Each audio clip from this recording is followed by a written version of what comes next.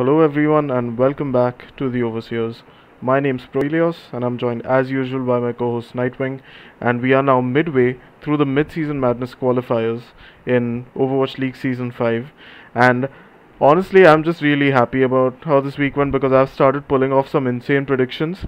I'm finally not getting negative value in my pick'ems, which is a good change of pace. But I think let's just get right into kind of the main highlights of the week. Starting off with the Hangzhou Spark, who went 2-0 without dropping a single map. And honestly, it's great to see this organization finally getting their shit together because it's been a while since the Spark have been one of the top contenders in whichever region they've been in, and just like feels good for the organization. Any thoughts, Nightwing? Yeah, I mean the Spark have been looking like some of the most consistent like one of the most consistent teams in the league this year. Actually, I think they're probably quite reliably probably second in the APAC region currently. I'd personally put the Seoul Dynasty above them, but everyone else is uh, at best undulating between the bottom and the top. And I think it's really just the Spark that's shown this immense amount of consistency throughout the season so far. So props to them, especially in a region where any team can really beat any other. I think the Spark has managed to cement themselves as a genuinely strong contender. Yeah, I think a lot of credit goes to their DPS line because Shai has picked up the Sojourn really well, and Alpha E just keeps on amazing us on any hero that he touches. So, I mean, he can play the Genji, he can play the Echo, he can play the Tracer, and he even flexed onto Sojourn for a couple of maps. So that was amazing. And since Shy and Alpha E are kind of consistently like the stable DPS line for the Spark, I think it's even easier for the others to adjust because they kind of know where these guys are going to be playing, what their playstyle is going to be like, and whatnot. So in general, the DPS line is kind of carrying, but I think the tank and support roles are like playing consistently as well, which is why all of this is working in the first place. But let's talk about the opposite end of the spectrum here. The Shanghai Dragons went like winless this week. They went 0 and 2, won 0 maps, and like I'm gonna say, I told you so, guys, because it seems like this team's brains get jammed every time Fate is out of the lineup. Like I knew that the Shanghai Dragons would suffer by not having like the primary shot call of the past year in their lineup, but I didn't think it would be this bad. Like the team just feels really disjointed. I think because there's a lack of communication, there are fewer team-based plays made in general. They mostly have to rely on pop-off moments from their EPS players, mainly Lip, to win team fights. Sometimes even Izayaki ends up getting early picks, but like I think the whole hive mind structure of the Shanghai Dragons has broken down in probably the worst fashion you could have imagined. So it's really sad to see that happen. I hope the organization can turn it around because they've still got one of the most potent teams in the league. So let's see how it goes, I guess. But the team really needs to take a long, hard look at the strategies and either get Fate to be better at shot calling, sorry, to get Void better at shot calling, or find more ways to get Fate into the lineup. Maybe increase his flexibility by training him on off tank roles. I don't know, but they have to do something. Otherwise, their chances of getting into like even the mid-season madness, they are going to dwindle really fast. Yeah, I think in terms of their overall team play, there can be some blame put there. And I think that's probably the primary factor of it. One thing I do want to give a shout out to, though, is the fact that they're trying to play this sort of double flex support at times with Bebe in as well. I don't particularly think that's working out too well. Uh, Pound for pound, Bebe has just never been as good as some of these other support players in the league. And that's to the point that some main support players on flex support are even diffing him at times. So I think they should probably just stick to the championship roster that they had last year. Honestly, running Baby in that double flex support might initially seem like a better idea, but uh, if you actually just compare the player's individual skill to what's being sort of outputted from the enemy team, it's just not very comparable. So I think the Shanghai Dragons really just need to sort of stick to their roots and see what worked last year. Create sort of a checklist of what made their team so great last year and why they won the league last year, and sort of go from there. Yeah, for sure. And I think a team that's has faced similar losses in the past week and quite disappointingly as well is the Philadelphia Fusion. And how do you think the Philadelphia Fusion's losses compare to those of the Shanghai Dragons Nightwing? Do you think they have kind of the same cause of lack of teamwork and kind of the coaching falling apart, or do you think there's more to it for the Fusion? I think the Philly Fusion's losses are a little more egregious than the losses of the Shanghai Dragons, if I'm being completely honest. Despite the problems for the Shanghai Dragons being potentially bigger, just because Shanghai actually lost to the Hangzhou Spark and the Seoul Dynasty, who I've said I think are pretty clearly the number one and number two teams in the APAC region, and they're both playing incredibly solidly. Uh, Philly, though, lost to the LA Valiant in a close five mapper, and they also lost to the Chengdu Hunters, who I honestly don't think have been doing that well. So it's quite strange that the Philadelphia Fusion would actually lose to them. I think, their tank play hasn't really been super great, in my opinion. I think neither, Belostria or Fury are really doing too many favors to the team at the moment. Uh, I think there's some glaring weaknesses when you compare them to their contemporaries on the other teams. And I think, players like Zest, like uh, obviously MN3 are trying their best as well. But the team just doesn't seem to come together very well at the moment. Um, I think even the support line uh, isn't really, and this is something that was sort of expected to be a pain point for them in the future when we were looking at them in the preseason. I'm still not super convinced with Aim God and Fixa when you actually compare them to some of the best flex supports in the league. Um, I think even the LA Valiant and the Chengdu Hunters have got a better break in terms of uh, like support players specifically, because I think the the thing with the Philadelphia Fusion was we were sort of overlooking their support line more than actively loving it, and I think that has sort of come back to bite them, because if you look at Aim God versus Monk, right, I would give that matchup to Monk any time of day really. So I think the Philadelphia Fusion has to sort of lean into that team play that did genuinely look really good, along with the individual skill of the DPS players that we saw in the kickoff clash. And I think only by leaning into that and fixing the weaknesses that they have on that tank role, they can actually get something done in this particular tournament. Mm-hmm. I think, in addition to everything you said, because those are the same points I was thinking as well, I think the team's mental is also kind of suffering right now because um, for some reason, even though they do well on certain maps and in certain matches in general, they're just unable to secure wins. It's like imagine you're just playing, like let's say you're playing Hanzo in Overwatch, right? You might damage your opponent a lot, but in the end, if you're not able to get that final blow, it's all for naught.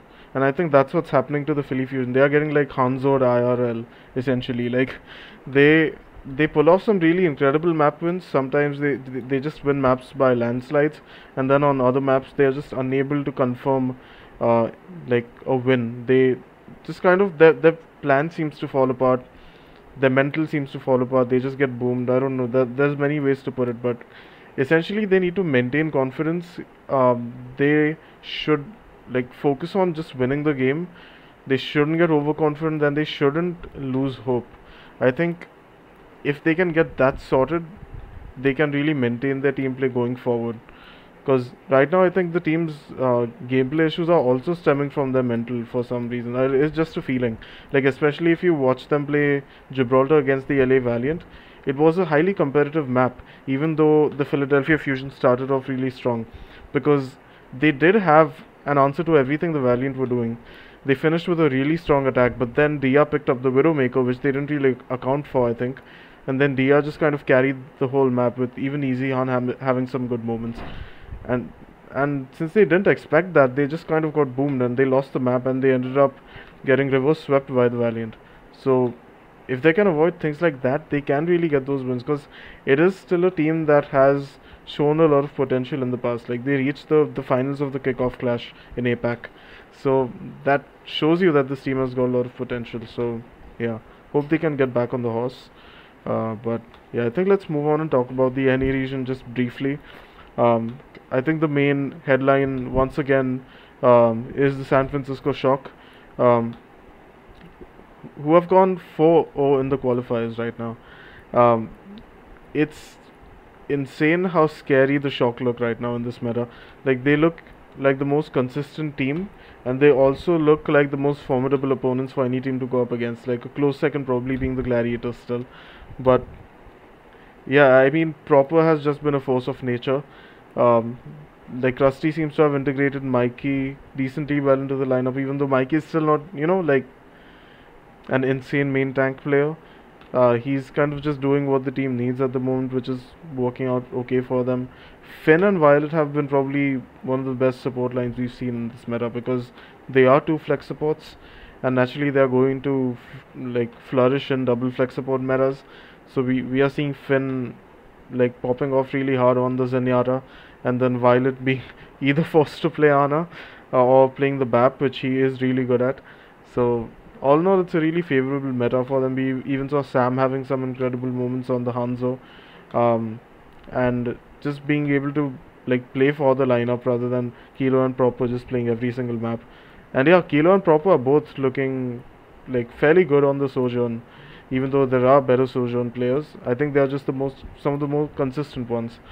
So that's really working out well for the Shock, and honestly, they might just end up going 6-0 once again and remain undefeated in the regular season.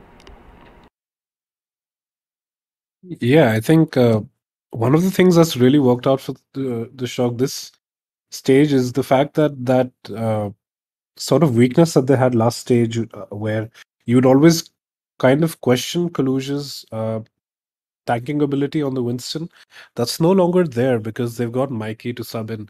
And I think this is something that works out really well for the Shock, even if, subbing out tanks doesn't work so well for the Shanghai Dragons that we mentioned earlier. Because the Shock has always worked this way, right? They've always had this sort of uh, dichotomy of tanks to choose from.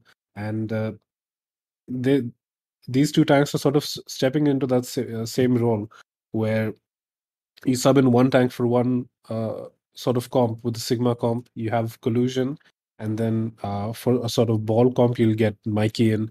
And I think it's a good endorsement of both Mikey and the coaching staff of the Shock to say that that ball comp has also been working really well for them, and the team has been really cohesive. I think with Sojourns, sometimes they find themselves uh, punished quite hard, and that's partly due to their own hubris as well as the lack of support from their own team. And I think that's where the Shock have been excelling. And even though you might say, someone like Kai is looking like a better individually skilled Sojourn compared to Kilo, even though Kilo has been generally looking really good, the fact that sort of just helps Kilo is that he can actually stay alive. He's not punished as often by when he's overstepping his bounds. And that's because of the incredible support coming out of the Shock, especially by the support line, which is really coming into their element, since both of them are really, really cracked flex support players. Violet has also been able to finally show us what his Ana is made of, and it's honestly good. I think I wouldn't just call it possible or anything. I think it's genuinely good. He's been able to get away with so many more aggressive anti-nades, hiding at random angles as well. And that's when the rest of the Shock can come in, especially with the ball dive, uh, and really just clean the entire team up. So I think great job by the Shock, and hopefully they continue doing this and don't just drop the spaghetti once the actual mid-season madness playoffs start. Mm-hmm.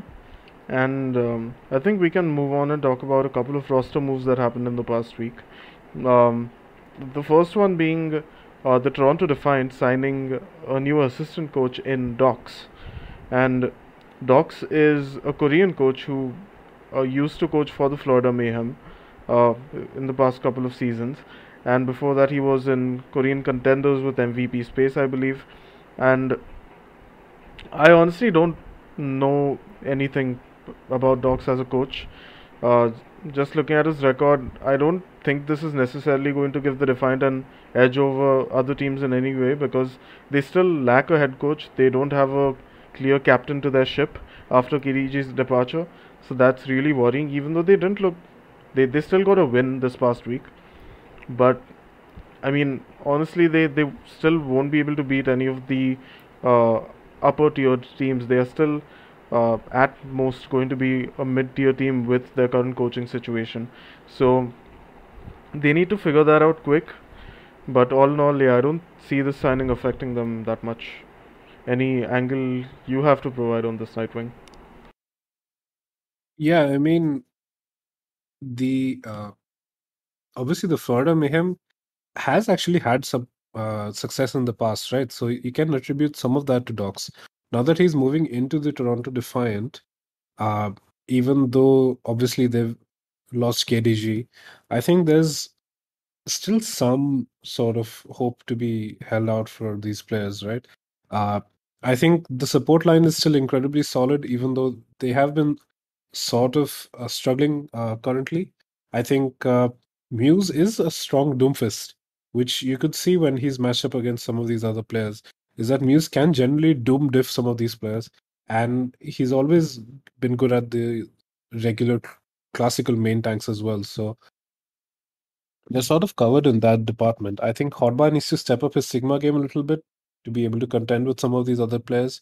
Uh, and I think they really just should avoid playing Aldo, if I'm being honest. I think if they just get these three sort of sections of the team working together, uh, they should be able to find some amount of success. Though I think it's probably too late to find enough success in this particular mid-season madness tournament, especially since they're going to go up against the Gladiators next, which should be a tough match for them. Uh, I think this is still a good signing, and it's good that they've made it relatively quickly after the release of KDG, um, showing that they are sort of still trying to make this team competitive, and it's just not a money sink. So now they've sort of left the team to be. I think the Toronto's players are still incredibly competitive in the right circumstances. So hopefully they should be able to get something done. I think in this next upcoming week, they should be able to grab at least one win against the Paris Eternal, if nothing else. Uh, because I think their players are genuinely well equipped to succeed in this meta if they're getting the right coaching. Hmm. And just speaking of coaching and being competitive in the league, we saw the Boston Uprising parting ways with Huck and appointing Mineral as their interim general manager. So the Boston Uprising have kind of lost their head of gaming, I believe that's what he was called.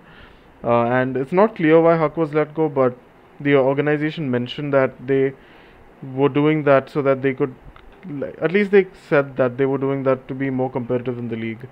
So yeah, any thoughts on this, Nightwing? Because it was a bit of a curveball that was thrown at us on the news front. Yeah. So the official title for Huck was President of Gaming, which I Ah, think was yeah. incredibly pompous, sort of well deserved. I mean, the man did do really well in StarCraft. But yeah, he has been let go. And he was kind of a memeable figure in the community, honestly. Um, and Mineral comes in, and the Boston Uprising states that their focus is on competitive integrity. I think some of that hints to the fact that some of the years for the Boston Uprising, including this one, have been kind of a feces demonstration, a sort of shit show, if you will, because they haven't really brought anything to the table in so many of these matches and stages that at some point you probably have to just switch up the blame and put it on Huck. Uh, because obviously these rosters have not been very well put together for these past many years. And some of that blame does definitely have to go to the general manager, uh, who's responsible for more than just hotel booking and plane tickets, right? He's also responsible for who you're picking up and discussing that thoroughly with the coach uh, and the org. So I think Mineral coming in might be a positive change for the future of the Boston Uprising. Though for this season, they're sort of stuck with this roster. I think they may be able to make a few signings here and there to sort of patch up some holes, but it shouldn't make a huge difference to the team as a whole and their competitive viableness this season, unless they make a huge turnaround in this second stage. But I think that's just incredibly unlikely. It's not like you're going to get any better coaching staff at this stage. A lot of them have been picked up. They've got existing season contracts. So for this season, the Boston Uprising is sort of uh, s- stuck where they are in the mess that Huck has left them in. But for the future, you might see them going for less of these low budget rosters as they've gone in the past, and they'll actually spring for these, uh, highly valued players. They tried some of that this year, but they weren't super successful in that, and they sort of got sort of the second or third best options on basically every role. Uh, the quote unquote best player that they picked up was striker, and even he had been semi-retired for a year, and obviously was then kicked from the team. So I think the Boston Uprising, hopefully they're less professional and more competitive next year, but this season it shouldn't make much of a difference for them. Yeah, it's honestly really sad the state this team is in because I felt that they had some interesting pieces coming into this season. Um, I thought Victoria and Valentine were a pretty good DPS like duo in addition to Striker, but I think with Striker gone, it just left such a kind of like an unfillable hole in the team because you can see that Victoria, although Victoria is not a bad player by any means, he kind of lacks that explosive potential that Striker brought to the table. And even though Striker wasn't that much of a playmaker in the little playtime that he did get, I think the experience would have counted and added up to more value for the team in the long run. But I think all in all, the organization just needs to have something like stable and competitive, like the aim seems to be. So I think the mindset is correct. They definitely need to make sure that whatever roster moves they make from now on, they legitimately think of like the long term. I don't think they should sign players arbitrarily just to like fill out holes in the roster or anything like that. They, yes, they do need to make sure that the lineup is not vulnerable, that they can cover a lot of different heroes and play styles and team comps. But they also need to make sure that these players are willing to stay for the long term, and that includes like treating them well, making sure that they have a stable coaching staff, and just like having a really positive approach to all of their dealings. So yeah, I mean, I wish the organization the best of luck. I would love to see the uprising being like a more like championship level team, or even at this point, just a team that can qualify for a tournament. I think that would be a logical next step for 2023 for them. So let's see what happens. I'm very interested to see what, if any, change happens when Mineral is in this interim general manager position. So yeah, um, I think let's move on and talk about the match of the week for naturally the upcoming weekend. And we thought that just one could really make it over here, which is the matchup between the Seoul Dynasty and the Hangzhou Spark, whom Nightwing mentioned earlier, are undoubtedly the two best teams in APAC right now, in this meta at least. And if I had to take a shot at predicting this, I would say at this point in time, the Hangzhou Spark would come out on top. Even though I do believe that the Seoul Dynasty have been the better team overall, I think in this meta, the Spark have just looked cleaner and more consistent, and that's why I would give them the edge. Um, I do think that the Seoul Dynasty have some scary pieces, like especially Prophet, who can just make plays at any point in time. They also have Smurf, who has been looking incredible on a variety of different heroes. Like the man is really flexible. No one really expected that out of him. Then Stalker was a surprisingly good sojourn. Like he was just popping the hell off last weekend. Um, and naturally the support line is also fairly consistent. So the Soul Dynasty overall do have a lot of merit to them. I think if they just play consistently, they can definitely beat the Hangzhou Spark. But like this is one of the like closer matchups this week, so it's hard to say if that'll definitely happen. The reason I feel like the Spark have been cleaners because in general their positioning has been solid. The rate at which they have the first death just from the eye test seems to be really low. Um, I feel like Alpha E and Shive just being a stable DPS line is an advantage over the three-player DPS rotation that the Soul Dynasty have. I do feel like Fitz kind of lacks that playmaking potential if he hasn't played a couple of maps in a row, because you can see Fitz just kind of warming up during the first map, and then the second map onwards he kind of starts to make plays. So if you just put him on like in for one map with Stalker playing instead of him, he does look a little bit like rusty. I don't know if that's the right word, but yeah. Uh, but in general, yeah, that's why I feel the Hangzhou Spark. It's just a more stable lineup. They haven't dropped a single map in the past week, which is really important. And yeah, I think that's going to give them a bit of an edge over the Dynasty. What do you think is going to happen in the matchup, Nightwing? If you go off of what's happened in this past week alone, I think it's incredibly hard to genuinely judge what may or may not happen because obviously both teams beat down hard on the Shanghai Dragons, 3-0ing them in the process. Uh, Hangzhou Spark got their second win off of the Guangzhou Charge, which is a lesser team to say the least.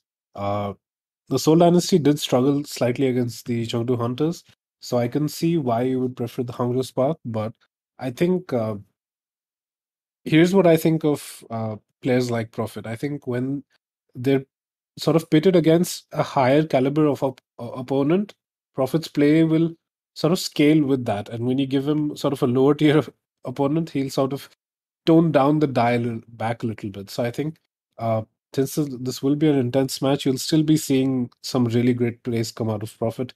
Uh, and obviously, the rest of the team is also really well coordinated. I still think Stalker is not that great, to be honest, but I think Fitz can actually provide some really great value on the Sojourn. I would probably give this to the Dynasty, but I would also completely understand if they just somehow randomly show up and get absolutely rolled by the Hangzhou Spark, because the Dynasty do be like that. They do sometimes just absolutely drop the ball.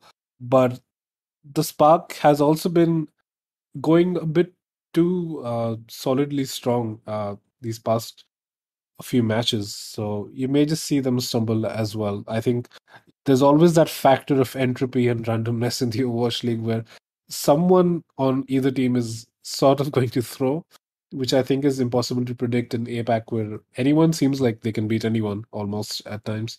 Uh, but yeah, I think this will be probably the highest caliber of Overwatch you're going to see uh, in this particular week, outside of just seeing the Shock maybe dominate someone. Uh, but yeah, I think it's going to be a really fun match to watch. Yeah, I think fun and really close because I mean the Hangzhou Spark kind of have that consistency and kind of cleanliness in gameplay on their side, but the Soul Dynasty have that additional pop-off potential. So I think it's going to be a really fun dynamic to watch, and yeah, we'll naturally see who comes out on top. I think whichever team wins this match will probably, in our eyes, be the best team in APAC as of next week. So yeah, I think that's pretty much all we had to cover for this episode. Any final thoughts, Nightwing, before we close this out? Yeah, if there's one thing I do want to mention is that the Vancouver Titans are actually kind of looking a lot better uh, this past week. They've genuinely stepped up a lot of their gameplay. Like, yes, they're still losing matches, and yes, they have not won a single match so far. But you can see that DPS coaching has genuinely helped them. They're engaging so much better. Um, Mirror is a better replacement than Falls. So DPS back on his old tactics of using Mirror as a stopgap solution for everything. But it seems to be working genuinely with the Tank Fist. Uh, and I think that's a good sign for the team where they might actually finally be able to get a dub uh, and not be in a similar situation to the Shanghai Dragons and LA Valiants of the past. So I think this team is generally stepping up and is getting more potential out of their players uh, into sort of the kinetic version where they're actually seeing that potential become reality. So good stuff from the Vancouver Titans, relatively speaking.